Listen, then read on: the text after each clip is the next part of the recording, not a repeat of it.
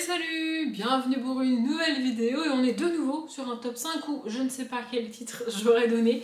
En fait il y a quelques temps en vlog j'ai rangé ma palle, alors ça a pris pas beaucoup de temps au final parce que normalement je galère à ranger ma palle parce que j'ai trop de livres pour l'espace disponible que j'ai et là j'avais plein d'espace en fait. Bon, entre temps j'ai racheté des livres, je vous ferai un beaucoup dans peu de temps mais bref. Et en fait en rangeant les livres j'ai revu certains livres qui sont là depuis un moment quand même. Et en fait, je sais pas. À chaque fois que je les vois, je me dis que ça serait bien que je les lise. Et en même temps, je me demande si je fais bien de les garder, si je ferais pas mieux de m'en séparer, parce qu'en vrai, probablement que je les lirai jamais. En fait, ce qui se passe, c'est que j'ai envie d'avoir envie de lire ces livres. Mais j'ai la flemme de les lire. Pour la plupart, c'est des classiques. Il y en a même un que j'ai déjà tenté et que j'ai remis dans ma palle, ce qui arrive quand même rarement. On est évidemment sur des gros pavés, sinon c'est pas drôle. Mais je sais pas. En fait, je sais pas si réellement je leur donne une chance un jour ou pas. Il y a que le dernier qui est un peu à part dans la catégorie, mais j'avais quand même envie de vous en parler. Je me dis peut-être que j'aurai des réactions ou des conseils. Mais ouais, je ne sais pas quoi faire avec ces livres-là. Ils sont dans ma palle depuis très longtemps. Il y en a qui sont là depuis tellement longtemps qu'ils ne sont même pas notés dans mes carnets. Et donc en fait que je peux même pas ressortir au moment de faire les book haul check-in. J'ai commencé à noter dans mes carnets, je crois en 2017, les livres que j'achetais, etc. Et il y a des livres que j'ai depuis avant. Donc en fait ils sont même pas notés. Ce qui fait que quand je fais un book haul check-in, soit je remonte pas assez loin pour aller les chercher littéralement, soit je peux pas parce que je les ai même pas notés, parce que je les ai eus à une époque où je ne notais rien. Vous voyez ? On parle de ce genre de vieillerie dans ma palle. Voilà, vraiment je ne sais pas quoi faire, donc je vais vous les montrer. C'est des livres très connus, je pense que vous les connaissez tous, à part peut-être le dernier qui est le moins connu de tous, c'est sûr. Mais je ne sais pas quoi faire avec ces livres-là. Je ne sais pas si je dois les tenter pour les tenter, si je dois encore attendre le bon moment, sachant qu'ils sont là depuis des années et que le bon moment n'est jamais arrivé. Si je dois m'en séparer, je sais pas. Vraiment, je suis perdue. Donc j'espère avoir vos conseils en commentaire. Voilà. Le premier, c'est Les Trois Mousquetaires de Alexandre Dumas. Ah oui, quand je parle de classique, je parle de classique. Non mais à un moment donné, voilà. Il est lourd en plus, enfin genre vraiment. On est sur le genre de livre tellement vieux que les pages sont très fines. Ce qui est drôle parce qu'on parle beaucoup des pages très fines en mode critique aujourd'hui. Je sais pas de quand date ce livre, mais clairement les pages sont extrêmement fines. C'est bien qu'il a pas l'air si gros que ça, mais il fait quand même 635 pages. Il a l'air d'en faire 300, tellement les pages sont fines. On peut quasiment lire à travers. Je sais pas si vous vous en rendez compte à la caméra, je pense pas, mais je peux quasiment lire les lignes d'en dessous à travers. Non mais c'est bien de le dire parce qu'on parle beaucoup des économies que font les maisons d'édition aujourd'hui, etc. Mais alors, librairie générale française 1995. Donc ça ne date pas d'hier les économies sur le papier. Bref, je connais évidemment dans les grandes largeurs, on va dire, le résumé de ce livre-là. J'ai vu au moins j'ai vu au moins deux adaptations, je crois, de ce livre-là. Une en film que j'avais dû voir genre, quand j'étais au collège ou au lycée, en cours, etc. Et la série télé, Trois Mousquetaires, il me semble que c'est comme ça que ça s'appelle. Donc évidemment, Athos, Porthos, Aramis, D'Artagnan, etc., je connais l'histoire. Ce qui me fait peur ici, c'est le style. Et puis alors, je sais pas si vous avez vu, mais c'est écrit minuscule. Je sais pas. Encore une fois, j'ai envie d'être le genre de personne qui lit ça. Vous voyez ce que je veux dire? Sauf que j'ai pas envie de lire ça en fait. J'ai la flemme de lire ça. Peut-être que je pourrais le lire comme j'avais lu à l'époque, ça fait longtemps, j'étais encore chez mes parents. Mais en fait, j'avais tenté Le Seigneur des Anneaux de Tolkien, ça n'a rien à voir, mais c'est quand même un classique dans son genre aussi. Et donc j'ai lu 2 tomes et demi du Seigneur des Anneaux, parce que à la moitié du tome 3, j'ai lâché l'affaire, vraiment. Et ensuite, j'ai voulu lire Le Hobbit. Et je m'étais challengée, à l'époque je travaillais pas, je me rappelle, mon challenge c'était lire un chapitre par jour du Hobbit. Ce qui fait que comme ça, j'avançais dans ce livre-là, je le lisais quand même, et en parallèle, je pouvais lire autre chose, d'autres livres, avancer, pas me sentir bloquée dans mes lectures parce que j'étais avec le Hobbit. Vous voyez ce que je veux dire? Donc peut-être que je pourrais faire ça. Le problème, c'est que un chapitre par jour, c'est une bonne idée, mais déjà il fait 630 pages comme je vous l'ai dit, et je pense qu'on est sur des chapitres extrêmement longs. Oh là là, en plus on est sur des passations de chapitres en plein milieu, non c'est une blague. Pour économiser encore plus, il faisait ce genre de choses. C'est-à-dire qu'il change le chapitre en plein milieu de la page, ce qui n'arrive plus aujourd'hui. Aujourd'hui on va à la page d'après, voire on a même le verso blanc pour que le chapitre démarre toujours ici, vous voyez. Bref, donc je sais pas, peut-être que je le tenterai comme ça. Après, le problème, c'est que c'est une histoire que je connais à peu près, approximativement, dans les grandes lignes, comme je disais, tu vois. Mais je m'attends à des longueurs, je m'attends à des descriptions, etc. Et je sais pas si j'aurai la patience de lire toutes ces descriptions et toutes ces choses mises en place par l'auteur, alors qu'en vrai, je serais un peu bon vas-y, je connais l'histoire, avance, tu vois, alors que c'est pas de sa faute à l'auteur si je connais l'histoire au moment où lui il l'a écrit. Personne connaissait l'histoire. C'est pas de sa faute si ça a été repris, adapté et réadapté et qu'aujourd'hui, bah, du coup, j'ai vu ces adaptations et que je les connais, tu vois. C'est un peu comme le conte de Monte Cristo. Vous voyez ce que je veux dire? Bref, voilà. Si vous avez des conseils, je prends. Le suivant, c'est celui que j'ai commencé. Et puis, force a été de constater que c'était très lent à démarrer. Et j'ai lâché l'affaire. Mais je l'ai remis dans ma palle parce qu'on est sur un immense classique qui plus est écrit par une femme. C'est pas le seul que je vais vous montrer ici, je viens de vérifier. Pareil, j'ai envie d'aimer ce livre. J'ai envie d'avoir envie de lire ce livre, j'ai envie d'être capable de prendre le temps de lire ce livre, mais le fait est que je ne le fais pas. Je parle ici de L'Assassin Royal, le tome 1, L'Apprenti Assassin, de Robin Hobb. J'avais dû lire... j'ai pas atteint la page 100, je pense pas. Mais j'ai trouvé ça vraiment très lent au début. Et pour le coup, je connais pas l'histoire. Donc en fait, j'avais cette envie de découvrir l'histoire, de savoir ce qui se passait, c'est quoi cette histoire d'assassin, c'est quoi ces trucs, tu vois. Mais en fait, bah c'est long. Genre vraiment, il se passe pas grand chose au début. Et il n'y a même pas tant de descriptions que ça. C'est juste des petits événements qui prennent du temps et qui sont pas forcément intéressants, vraiment. De mémoire, on suit un jeune garçon orphelin qui a été donné au domestique d'un château, mais qui en fait va découvrir qu'il n'est pas si orphelin que ça, ou du moins que son père était important, et du coup peut-être que... Mais en fait, il n'y a rien qui est clair. Tout est un peu supposé, un peu dit mais pas dit, c'est un peu flou, et en même temps... il y a ces informations-là et il y a la trame principale qui est qu'on suit ce jeune garçon qui arrive dans un château, qui dort aux écuries, qui a extrêmement froid, qui est un peu maltraité. Je sais pas, je trouvais ça un peu flou en fait. C'était pas ce à quoi je m'attendais et pourtant je m'étais mis en condition. On est sur de la fantaisie adulte avec un univers médiéval, un truc un peu compliqué. Genre vraiment dans ma tête c'était un peu comme du Tolkien, tu vois. Je m'attendais à ce niveau d'exigence de lecture et c'est le cas. Mais c'est long quoi. Et je sais quand j'en ai parlé en vlog et en update etc. Il y a une personne qui m'a dit ah oui c'est long au début mais tu verras accroche-toi ça vaut le coup. Et j'ai du mal avec ce genre de phrase, ce genre de accroche-toi, ça vaut le coup. Ça veut dire quoi? Il faut que je lise 100 pages, 200 pages, 300 pages qui servent à rien et après ça va démarrer? Pourquoi on a 200 pages qui servent à rien dans ces cas-là? Pourquoi ça démarre pas à la page 2? Non, vraiment, j'ai du mal avec ce genre de livre qui met des plombs à démarrer, mais qui après est génial.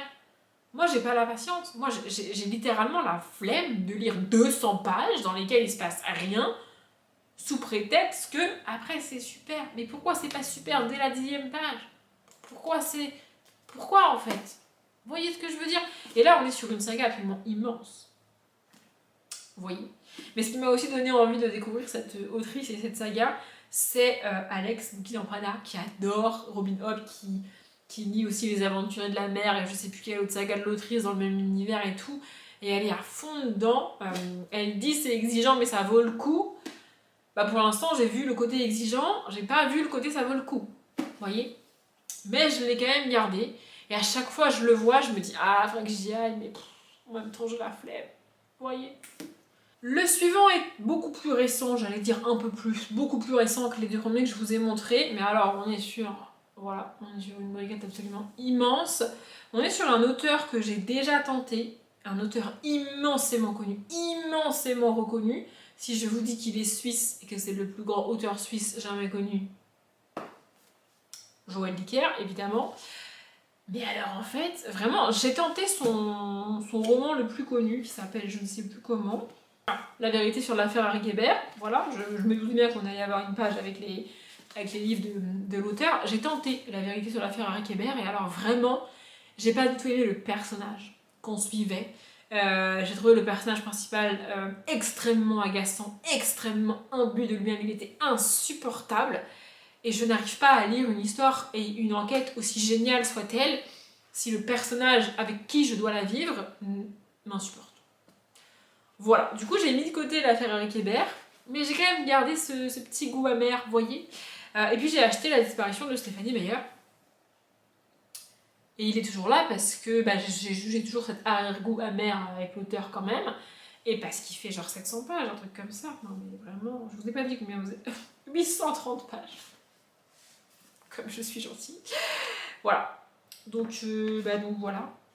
Je ne sais pas quoi en faire. Vraiment, je ne sais pas quoi en faire. Je viens de voir ce qui se passait au mois de juin et je viens d'aller vérifier. Vous, la palle de juin, vous l'avez déjà eu. Ouais, 23 juin, 1er juillet. C'est la première partie. La deuxième partie... Attendez, je vais regarder les dates parce que peut-être je me dis que ça me motiverait de le lire au moment où ça se passe. Ça commence fin juin. Peut-être que ça se passe au mois de juillet. Et comme ça, je pourrais le lire en juillet. Non, mais on tient peut-être un truc, là. Je suis en train de m'auto-motiver à le lire. En fait, la deuxième partie commence à la page 341. Je suis en train de me dire qu'au lieu de le faire en un seul livre, ils auraient pu en faire une trilogie, tu vois. C'est-à-dire que la partie 1 se termine à la page 340. 340, c'est largement un livre. Ils auraient pu le diviser. Pourquoi ils n'ont pas fait ça? Ah, c'est ça, du 11 au 13 juillet pour la deuxième partie. Et après, du 17 au 19 juillet. Donc ouais, peut-être que je le lirai en juillet. Peut-être même que je le commencerai fin juin, même si je le mets pas dans la palle de juin. Parce que c'est pareil, le mettre dans la palle de juin... En fait, il faut que je... C'est très bizarre ce que je veux dire, mais j'ai du mal à mettre des gros pavés comme ça dans mes palles de challenge. Parce que je vais me mettre des plombs à lire ce livre-là. Alors que si à la place de ce livre-là, je mets un livre de 300 pages, je vais mettre moins de temps à le lire, fatalement. Et du coup, je me dis que si je mets ce livre-là dans une des catégories du challenge, je risque de pas lire tous les livres que j'ai mis dans le challenge parce que je vais passer trop de temps sur celui-là. Alors que, et c'est pas très cohérent, mais alors que si je le lis en plus de mon challenge, je peux le mettre de côté et avancer sur mon challenge si je sens que il me reste 4 jours pour finir mon challenge et que j'aurai pas le temps si je continue à lire celui-ci. Je sais pas si vous voyez ce que je veux dire. En gros, le mettre en plus sur ma palle de... En gros, faire ma palle de juillet avec un challenge sans le mettre dedans et le rajouter en plus pour le lire en plus sur le mois de juillet, ça me paraît plus facile que de le mettre dans une des catégories du challenge que je fais en juillet.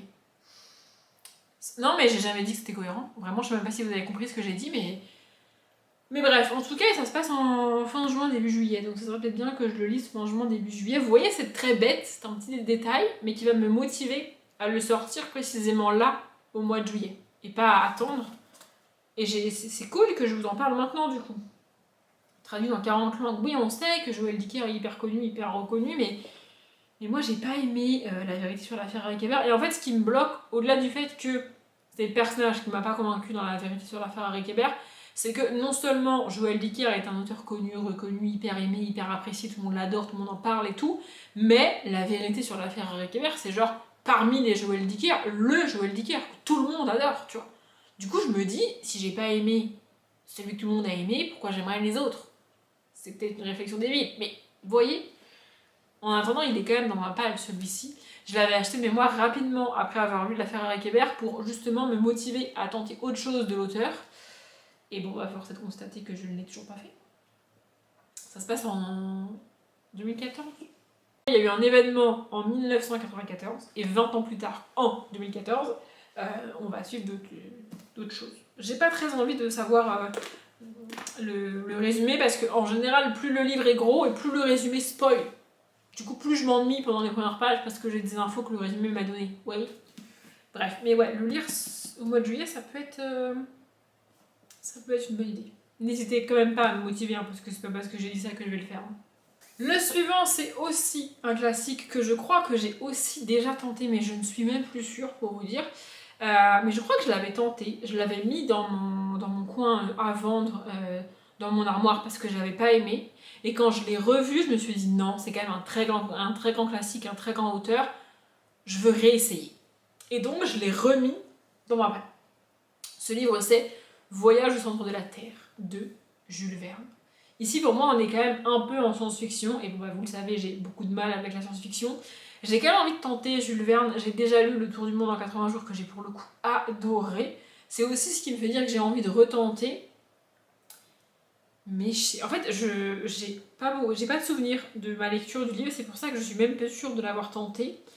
Euh, dans un vieux manuscrit islandais, Otto Liebenbrock, éminent géologue et naturaliste allemand, a mis la main sur un parchemin codé, rédigé en caractère runique islandais. Son neveu Axel, d'abord peu enthousiaste, se prend peu à peu au jeu jusqu'à comprendre la clé du message. Un alchimiste islandais du XVIe siècle aurait découvert dans le cratère d'un volcan éteint un passage menant au centre de la Terre. C'est pas tout à fait mon style, mais je sais pas. En fait, il y a un truc qui m'a empêché de me séparer de ce livre-là et qui m'a fait dire il faut que je le retente. Le problème, c'est que je l'ai pas retenté sur le coup, que ça fait maintenant des années et que je ne sais plus pourquoi j'ai dit qu'il fallait que je le garde et que je le retente. Mais il est toujours là, il prend de la place dans ma palle. Pour le coup, lui, c'est peut-être le plus court des 5 que je vais vous montrer, il fait même pas 400 pages. Et on est sur un semi-poche et que c'est quand même écrit gros, vous voyez. Donc pareil, fan de Jules Verne, si vous voulez me motiver en commentaire, n'hésitez pas. Et alors le dernier, c'est le plus récent comme je vous l'ai dit, et c'est le moins classique, j'ai envie de vous dire. On est quand même sur un beau bébé, hein, puisqu'il doit faire 500 pages facile. Ah non, il fait 420 pages, excusez-moi. Mais en fait, je ne sais pas quoi faire avec ce livre. Donc c'est L'honneur de Preston, de Mia Sheridan. Oui, c'est une romance. Je l'ai depuis des années dans la palle, parce qu'en fait, c'est un tome genre 9 ou 11 d'une saga, je ne sais plus. Et donc dans ma tête, je peux pas le lire si j'ai pas lu les tomes d'avant. Il se trouve que j'ai tenté les 2 premiers tomes de la saga. En fait, j'ai lu le tome 1, j'ai pas trop aimé. Le tome 2, c'est la même histoire que le tome 1, mais du point de vue masculin, un truc comme ça. Du coup, j'étais en mode flemme en fait, parce que j'ai pas aimé le tome 1, donc voilà. Et du coup, je suis coincée. Parce que j'ai un peu pas envie de continuer la saga, vu que les 2 premiers tomes, c'était pas ouf pour moi, vous voyez. Et en même temps, j'arrive pas à me séparer de ce livre-là, mais je peux pas le lire, parce que j'ai pas lu les tomes d'avant. Alors que je sais que c'est considéré comme une saga, mais genre c'est pas comme les Marken Men par exemple, vous voyez, c'est des personnages différents en vrai, dans des univers un peu différents, et en vrai je sais que ça pose pas trop de problèmes si je lis ce tome là tout seul comme ça, tu vois. Donc confirmez-moi en commentaire si je suis en train de dire une connerie, s'il faut que je lise les tomes d'avant vraiment, s'il y a au moins, je sais pas, un tome ou un autre de la saga qu'il faut vraiment avoir lu avant de lire celui-là, ou si je peux me lancer dedans comme ça, parce que vraiment ça fait des années qu'il est là. J'aime bien Mia Sheridan, mais alors, par contre là, le résumé, non mais le truc il est immense, mais qui fait des résumés pareils? Bref. Puis en haut il y a marqué, il était 2 frères identiques, des vrais jumeaux. Du coup je sais pas si s'il y a un tome avant avec des jumeaux déjà ou pas. Je suis un peu perdue. Et en même temps, j'ai toujours eu la flemme de me renseigner réellement pour savoir quel livre fallait lire avant, etc., dans quel ordre et tout. Vous voyez, j'ai un peu la flemme. Je sais pas pourquoi on a cette grosse saga des livres de Mia Sheridan et qu'ils n'ont pas fait des petites sagas séparées alors que, enfin, je sais pas, c'est un peu le bordel, non? Il y a que moi qui suis perdue là. Je sais pas. En attendant, du coup, il est dans la palle. Il traîne depuis des années et des années. Pareil, il est dans la palle depuis que, quand j'ai quitté la maison de mes parents, il était déjà dans la palle. Voilà depuis quand il est dans la palle. J'ai déménagé de mes parents en 2001. En 2020. Donc ça fait longtemps en fait. Enfin, à un moment donné, aidez-moi s'il vous plaît. Je vous ai dit tout ce que je voulais vous dire sur ces 5 livres-là. J'espère que vous pourrez m'aider en commentaire. J'espère que vous m'apporterez des informations, que vous me motiverez à les lire. Mais celui des 5 que je vais vraiment essayer de lire dans les semaines qui viennent, c'est celui de Joël Dicker. Je pensais pas dire ça en fin de vidéo, mais découvrir qu'il se passe fin juin, début juillet, et que ça arrive là, je me suis dit c'est le moment, tu vois, parce que sinon je vais me servir de cette excuse-là toute l'année, et dans un an il sera pas lu, quoi. Bon, après je dis pas que les 4 autres seront lus dans un an, mais bref, je prends vos avis et vos informations en commentaire. Et pour tout vous dire, j'ai plus de batterie, donc je vais m'arrêter là pour cette vidéo. J'espère qu'elle vous a plu. Comme d'habitude, je vous souhaite une bonne journée, un bon après-midi, un bon appétit ou une bonne nuit. Et je vous dis à bientôt.